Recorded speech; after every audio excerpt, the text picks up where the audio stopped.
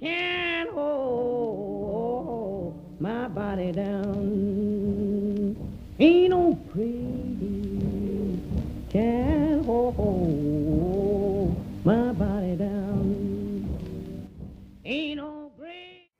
Hello, in this video I will discuss the importance of understanding issues of oppression, racism, and discrimination related to the African American population in the U.S. As a mental health professional, I believe that one cannot be culturally proficient if they do not fully understand the impact of oppression and discrimination for groups that we have labeled as disadvantaged and underserved. A number of definitions exist in the literature about oppression. I define oppression as unjust exercise of authority by taking away from an individual or group their ability to experience fulfillment, freedom, equality, and a sense of control from their competence and the right to do so. I believe that it would be misleading and ethnocentric to try to define or discuss oppression of African Americans without addressing it in a historical perspective and keeping at the forefront the impact of oppression during slavery. Dr. Kenneth Hardy has addressed the historical perspective in The Systems of Domination and Oppression in a must-see DVD titled Psychological Residuals of Slavery.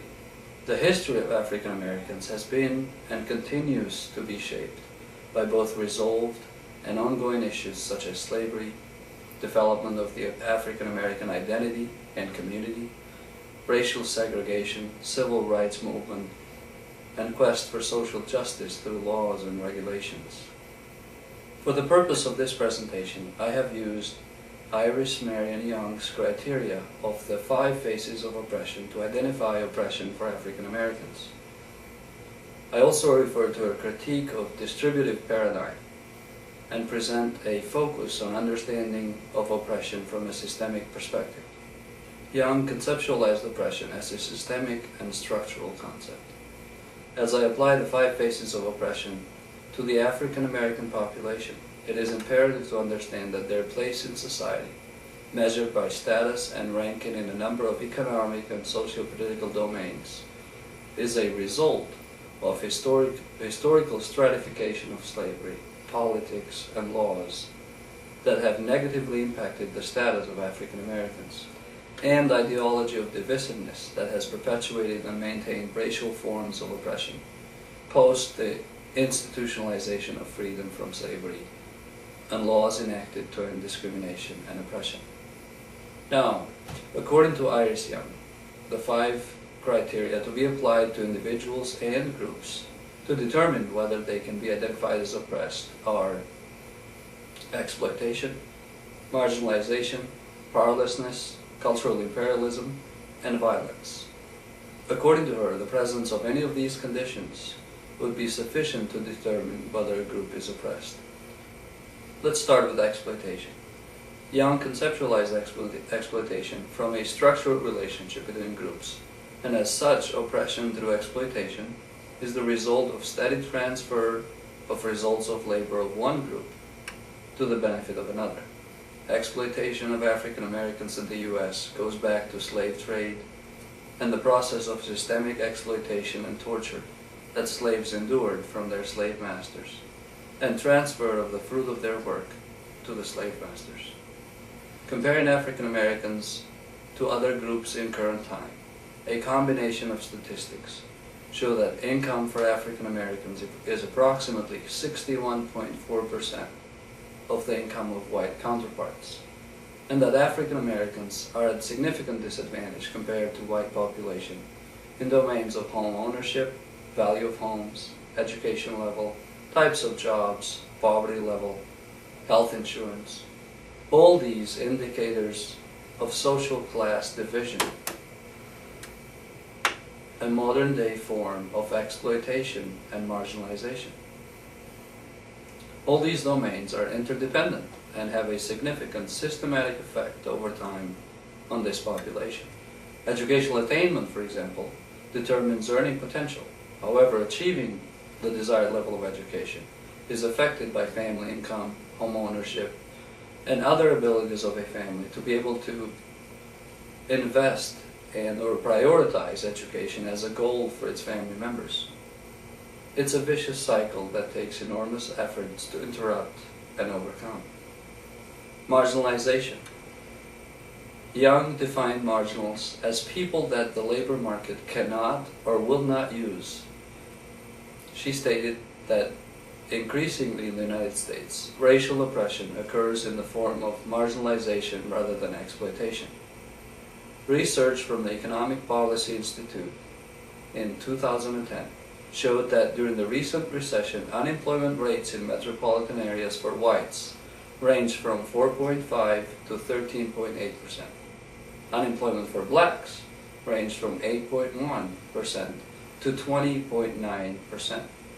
Furthermore, in 11 out of 18 metropolitan areas studied, whites had employment rates below 7.3%. In another study, McKinnon and Bennett, 2005, reported that African American men were less likely to be employed compared to the general population of men, a significant 10% difference. Underrepresentation of employment for African Americans is noticeable in many fields, including my field in substance abuse treatment. This form of marginalization has its roots in past history. Lack of representation of African Americans on positions of power where distributive factors apply, and the deficit of democracy in ideologies of racial dominance and continued messages of equating race and color of skin with performance and deserving of status and power and distribution of wealth and economic development programs. Young defined powerlessness as a status with lack of power, authority, status, and a sense of self compared to the same that those in charge, meaning professionals, managers, tend to have. As much as we try to avoid discussing division of classes, we live in a structure of classes, the haves and the have-nots and those in between. In our profession as social workers, we often encounter the have-nots and the working poor. Referring to statistics, we know that African Americans have higher rates of families living in poverty, lower rates of individuals working in management and professional jobs, and higher rates working in service and labor or production jobs. As shown in some of the slides, 24.7% of African Americans live in poverty compared to whites, 26.7% work in occupations related to management and professional jobs compared to 37.6% of whites, and more African Americans comprise the workforce in service and production jobs than whites. This status or powerlessness from a number of socioeconomic and political indicators of social class place African Americans at a disadvantage and risk for the systemic effects of phases of oppression on this population for current and future generations. Cultural imperialism. Young defined cultural imperialism as the universalization of the dominant group's experience and culture as the norm, thus marking and stereotyping other groups as the other. A significant example of cultural imperialism is historical 56-year-old question why black girls prefer white dolls, which started with Kenneth Clark test for the Brown versus Board of Education landmark case for desegregation. Although contested by some, whiteness in our society has sadly come to be associated with better than, smarter than, and more attractive than any darker color, as evidenced by the recent AC360 doll study of Margaret Beeley Spencer of the University of Chicago for CNN. In the field of substance abuse treatment and mental health, we see this manifested through standardized assessment instruments and evidence-based treatment models, which have been tested with primarily white populations, yet used or suggested to be used with all populations when norms, for example, for assessments and process and outcomes for treatment approaches are applicable to white populations alone. Violence. Young explained that what makes violence a face of oppression is not only the hate crimes and abuse based on race, but also the social context that makes crimes possible and even acceptable. Ample research exists to point that it has become common knowledge now that violence is more prevalent in African American communities, and that factors such as, but not limited to, segregation, racism, poverty, substance abuse, and other environmental factors contribute to violence. However, when it comes to hate crimes, statistics are inaccurate or not recorded as hate crimes. For example, there was a study that presented an overview of black church arson over several years, and the struggle to evidence and investigate such crimes as hate crimes, but rather as random acts not racially motivated. Another form of violence as a face of oppression is fear. Fear of African Americans and other minority populations from hate crimes. Countless such acts have also been evidenced through the national media, and many more go unnoticed. In a personal communication with an African American researcher, she shared with me about the fear of African American mothers for their sons, fear of death for their sons from racially motivated acts. Living in such fear and the lack of systemic action to punish such acts adequately and work towards eradication of hate crimes is what makes violence a face of oppression for African Americans. This face of oppression is also linked to historical ideology on racial segregation, competition, and racial dominance. This presentation provided definitions of oppression. It identified African Americans as one of the oppressed groups in the U.S. and applied Young's conceptual criteria of faces of oppression to African Americans. It provided statistics to support that all 5 faces of oppression are present for the African American community. African Americans today earn approximately 62% of the income of white counterparts.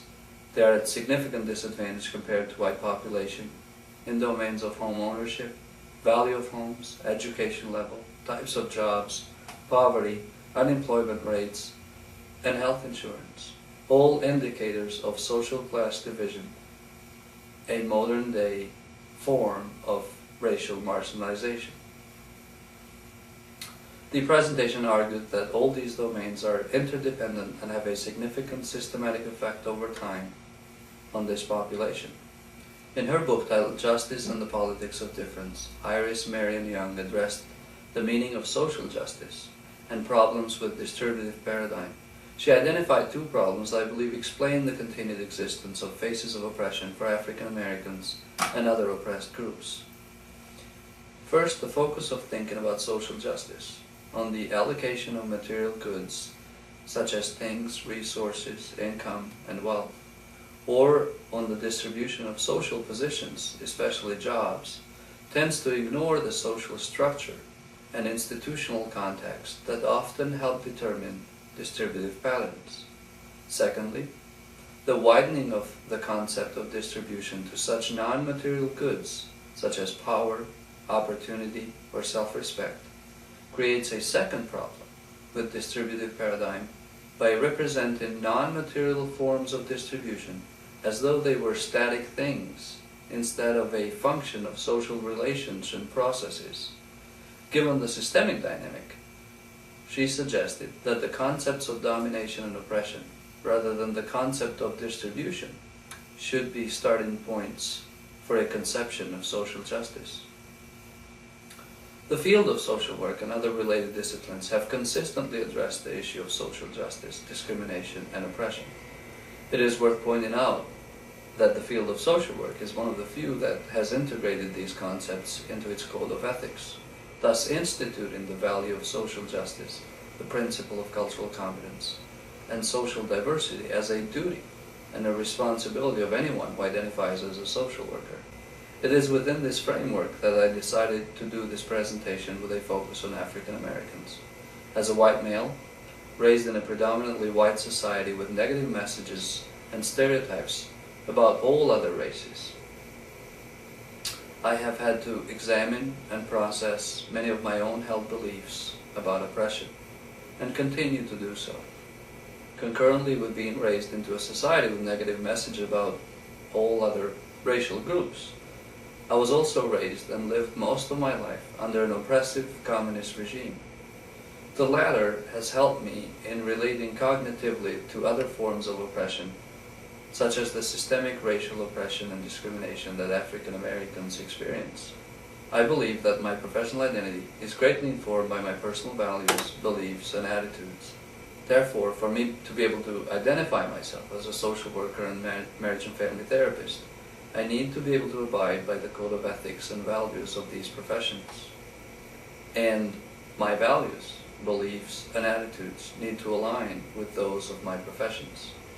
Just as I believe that my professional self is informed by my personal values, so I would like to state that this video is not value-free. However, without intending to push my values onto you, I hope that in some way this video provided some new information and hopefully raised some more questions and interest in social justice issues that our consumers face in daily lives. And that this video renews the motivation to do something about this and to make things right. Thank you for taking the time to watch this presentation. Trumpet sound.